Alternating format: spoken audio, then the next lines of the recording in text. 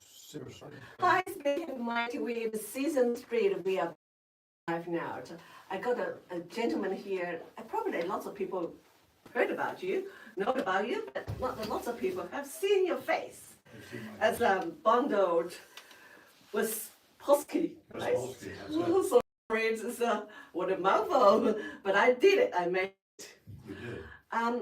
So you are the journalist, and you also the art critic, right?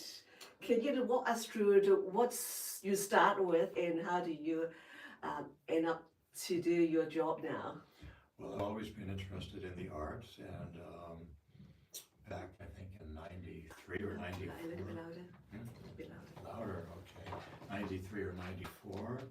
I had written a book review that was published in the LA Times, and then it kind of coincided with the Easy Reader newspaper. It needed an editor for the arts section, and it just kind of worked out. I didn't have a job at that point, and they said, "Do you want to be the arts editor?" And I said yes. And that was 1994, and now it's 2026. So when you started from there, you got a job, and now it's become your career. I guess it happened. Yeah, that's how it happened. So. For you, you preferred art or writing? Writing and photography. I really started doing more photography because I would do these interviews with people. And originally I had a photographer who came out with me. And then as time went on, didn't have a photographer, so I did all the photography myself. And I'm not a photographer, but I take pictures, and now they turn out reasonably well. I know you did lots of magazine too, and also when you do the interview, you also take pictures. How many magazines you are involved? Well, just in one magazine, but it's enough. You don't need to be involved in a lot of magazines. I've written for other publications in the past, and so the paper, the magazine here is Peninsula Magazine. Comes out. There's lots of circulars for around the area, isn't it? Yes, I think the circulation's about 26,000. What is a lot? Yeah, it gets mailed to all the homes. Is it? How often is? It comes out like once a month. So it's and then we have Easy Reader, and that comes out weekly. And I used to write maybe 3 or 4 articles a week for that publication. And now I don't write that much for them because I would rather write for the magazine, and also I write on my own things. You wrote some books too, right? I've written some novels, but they are in manuscript form, so nobody has seen them. Well, a few people have seen them, but they aren't out there as far as for anybody else to see at this point. Are you going to publish it, you think? I would love to publish them, and I think some of them should be published. I've been working on them, and since I've been writing for a long time, 50, 60 years, I think I have a certain talent. And I think, as I mentioned, the city of Torrance did give me an excellence in the Literary Arts Award. And As a surprise, right? oh, it was a surprise. It was nice, of course. And what does it mean? I guess it means that they thought my writing was rather good, I suppose. So for your writing, do you sometimes say, "Oh, I just out of the spot, I don't have much idea to write"? I got a lot of ideas, and I don't think it's ever a point of not having ideas.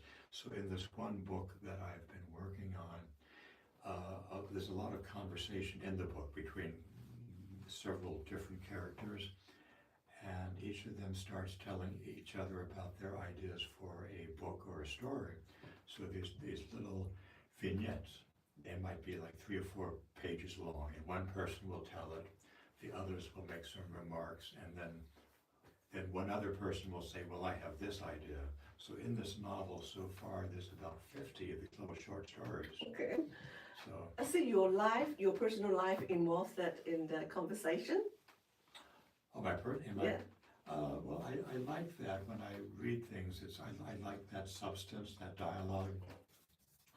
And I think I'd mentioned that there's the book of The Courtier by Castiglione, written I think in the late 1500s, and it's royalty, and it's several people, and they're just talking and discussing ideas about things. I kind of like that, and that's an influence on my writing. Now, when I started out as a writer, when I was about, small, this tall, You always loved, right? yeah, and then I would write a lot of science fiction and monster stories. So, Monster stories. well, as a child, so I'm not writing monster stories now, but that was kind of the initial. I mean, it's how you start. Mm-hmm. You like different films. The Seventh Voyage of Sinbad, for example, was one, and things like that you see as a child, and it makes a pretty big influence on you. So that kind of thing. And I like taking ideas of things that are very different, that you wouldn't necessarily see in the same context, and then you take them and you kind of see how they work if you put them side by side, and that's something I do with my writing. Well, can you just let us know what is your definition as a good journalist? A good journalist. A good journalist is probably something that I'm not, because that would be where you might pursue a story and you talk to 4 or 5 different people to get their ideas about something. I tend to just interview one person or two people. But a good journalist is one that lets them talk. They have ideas. Because I used to, well, I guess I still use a tape recorder, and the idea, and you ask them things, and you let them speak, and sometimes you let them speak, and because you don't know when they're going to reach a certain point, that's what you want to have in the story. Mm. So so I think being a good journalist is you let the person speak and you pay attention to what they say, and then afterwards you go back over the recording, and then you can kind of see what's of interest to the people. For your whole careers, what you have been achieved, you feel very satisfied, and what you hasn't been done, but you really want to try? Okay, so I've done some art shows where I've organized, and one art show, and I'll just kind of repeat what I'd said at one point, it was called "Are You Thinking What I'm Thinking?" And it was where... Where's the show, Tuz? Where's the show? Well, this show was in Palos Verdes, at the Palos Verdes Art Center. Oh, yes. And it was also in Malaga Cove, Mm-hmm. and then it went out to Orange County. And that show, I had all these, basically these titles for stories or pictures, and we took fortune cookies, and we took out the fortune, and we put in these little titles, Uh-huh. and we attached the fortune cookies to a wheel of fortune, and we had artists, about 35 artists. They came up one after the other. They spun the wheel of fortune, and they got their fortune cookie, and they opened it, and it was the title of the picture they had to paint. Ah, that's interesting. And so then they came up with interesting pictures because we Yes. had interesting That's a titles. very, very good idea. And we did that 3 times. Mm-hmm. And then Where's the ideas come from? the ideas, Mhm. just things that Pop up? popped into my head at one point, because I pay attention to what, I guess not what I hear, but just sometimes things come to mind, and I write that down. I'm always jotting down ideas all the time, and that's where they come from. They come from someplace. You know. So you do some art critic too, right? You write So, yeah, I do that. I would go to these art shows, particularly the art shows, say, at these larger institutes, and maybe I get the catalog, and I'll read the catalog from first page until the last page, take notes. You know, of course, I see the art, and then I try to comprehend everything I've seen, and then I write the articles, you know, based on my thoughts, my experiences, everything else. And it's just my own thoughts. I mean, someone else may not think the same I do, and that's fine. I can see that you're wearing a piece of art here too, right? Yes, John Singer Sargent, Madam X from the 1890s, I think, or something. Something You like that. carried a piece of art with you all the time. All the time, yes. So how do you face the criticize if some people think, oh, I don't agree to your thinking? At this point, it's fine. I mean, I realize that that everybody has their own idea about something, and I realize that it's just my own thoughts. And if somebody doesn't like it, that's fine. And I like to hear what they say, and then maybe it helps me because maybe they see something which I just did not see. Mm-hmm. If I had seen it, maybe it would change my whole perspective. You always learn something, right? That's the idea. Yeah, you always have to be open to new things. Which artist for the art you really, really like in the modern arts, you know, nowadays still alive? Right now, at this Yeah. particular time in the arts, the visual arts, I guess. Okay, Anselm Kiefer, he's a German artist, and that comes to mind. And I guess because there's a lot of texture in the work, and in fact, I should point out that in writing, I like texture. I like how words feel, not just how they sound, but how they have a certain feel. Like when you read something, if it's really good writing, the way it moves, it's like this. You visualize everything if it's good. Yeah, in a sense, but yeah, but how it sounds, it's a textural thing at the same time. You know, it moves like this, and there's a nice, very musicality to it. Mm. But it's very, it feels too. It's like you're having your hands on a sculpture, perhaps, even though it's not Interesting. materialistic, but somehow it still is Affecting you, you feel that. If it's really good, yeah. If you can kind of put yourself into that, yes, I think so. How about the old days, like the 80s, 60s artists? 80s, you mean how far back? Yeah, well, maybe 18th century? Oh, okay. Well, with 18th century, well, so there's an artist, a German artist from the early 19th century. Let's see if I can say his name without getting stuck. First two words, Caspar David Friedrich. That's the German artist. So he was born in 1774 and he died in 1840. And he was Why is he? He's a German romantic, but his pictures seem to depict time as well as space. So in the immediate part towards the viewer, you see things that would be sort of now, and then further back, it just seems like there's a distance that he's captured. So it's space and time seem to be in his pictures all at the same, all at once. And I think he influenced the symbolist painters of the late 19th century, and I like those artists a lot. And So you're not a big fan of contemporary art? well, some. I mean, I did mention Anselm Kiefer. You know, it's interesting. There's quite a few people I like, and now I'm put on the spot as to other artists besides that.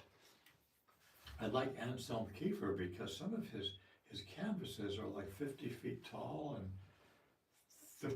30 feet wide. Oh, well, amazing. And things like that. And I like a lot of films as well. So I've recently looked at maybe 100 or so Japanese films from the 1950s and 60s. and I say 100 and probably more. I've just immersed myself in that. So film, and then of course photography and film, it's also something that has an influence. Related together too. Yeah, I mean, all these things relate to each other. What is your next move? What do you want to achieve, or what legacy do you want to leave behind for the arts, you know? Well, I think, again, to get these books published, and at least with a couple of them, I would like if they have some pictures, either photography or paintings in the book itself.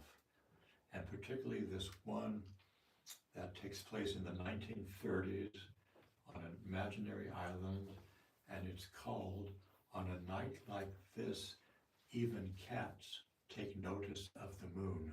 So it's a long title, but it's kind of a poetic title. And because it's a book with conversations and about art and sensuality, it would need to have a visual aspect in it as well. So that I would want that people would read it and there would be pictures in the book. So I would like to have that published, and that would make me happy. For the, if you wanted to give some advice for the young generation, how can they be the art critics or journalists? What do they need to do? What is the main ingredients they need to have? I think you just have to have a strong desire to do that, because I know when I started out to be a newspaper writer, I just went to all these different newspapers. So, and then, and that's how I found these. So is it the old days, right? Is it you write the article and then you send it to the newspaper and hopefully they will publish it? That's one way to do it. Other way is to go there in person, which I still like to do. You give them samples of what you've done, and sometimes it starts like that. So if I were giving advice to a young journalist, I would say go to these newspapers, talk to the people there. They may have you write stories, and you may not get paid for what you're doing, but that's fine. It's the experience that you learn. But what do you think nowadays, the AI that dominated lots of social medias, will affecting the writer? I think it does. It hasn't affected me because I try to keep a distance from it, but AI can do a lot of what I do and have done. I mean, AI is kind of a whole new thing now, and it's a little bit scary, I think, for people. I think if you use it as a tool, then it's okay. But it's not rely on them as a creative side, then maybe it's okay. Maybe. I'm not quite sure yet about everything, yeah. So if someone wants to be interviewed or will be in your magazines, how can they contact you? How can they find you? They can find me. Well, how can they find me? If you go to the Easy Reader website, which is the newspaper is based in Hermosa Beach, that's one way to find me. So if they have some new creation or some article or some art they want to be seen, they can contact you, can they? They can contact me, or they can just contact the paper itself. Thank you so much. Yeah. Thank you for your time. Well, thank you. Learned a thank lot you. about the art and generous. Thank you so I much. hope you learned something. Yes, I do. I Thank learned you. Stay something too. tuned. Thank you. Bye.